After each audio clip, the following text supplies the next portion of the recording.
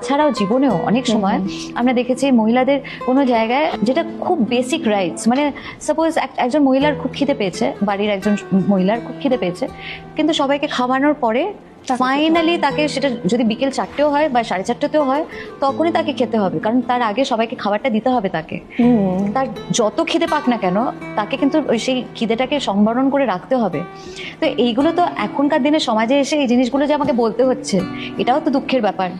একদমই তাই। একটা মাকে যে খুব গিল্ট নিয়ে বাচ্চাকে ছেড়ে বেরোতে হচ্ছে, কিন্তু বাবা তো তার নিজের কাজে ওরকমই ফেরত যাচ্ছে, কিন্তু মাকেও যে অনেকটা গিল্ট নিয়ে যে লোকে কি বলবে যে আমি আমার বাচ্চাকে ফেলে যাচ্ছি, সেটাও একটা গিল্ট নিয়ে যাচ্ছে সে। কারণ ওই থট প্রসেসটাতে সেও অভ্যস্ত। কারণ ওই থট প্রসেসটা, কারণ পুরো সোসাইটিটা সেইভাবেই সবাইকে একটা একরকম ভাবে এটাই করা উচিত, এটা অনুচিত, সেটা খুব কনভিনিয়েন্টলি বুঝিয়ে দিয়েছে। মহিলাদের খিদে পেলেও আগে আগে বসতে পারবে না, মহিলাদের ঘুম পেলেও আগে আগে ঘুমোতে পারবে না, মহিলাদের কাজের জীবনে ফেরার সময়ও মানে অনেক কিছু চিন্তা ভাবনা করে তারপরে তাকে কাজের জায়গায় যেতে হবে।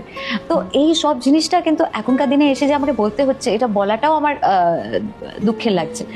এই টপিকটা এই জন্য উঠলো কারণ তুমি আমাকে জিজ্ঞেস করলে বলে, যে প্রপার্টি অ্যাক্টের ব্যাপারটা, মহিলারা নিজের যেটা প্রাপ্য সেটা চাইতেও তাদের একটা দ্বিধা দ্বন্দ্ব, যে আমি চাইবো কিন্তু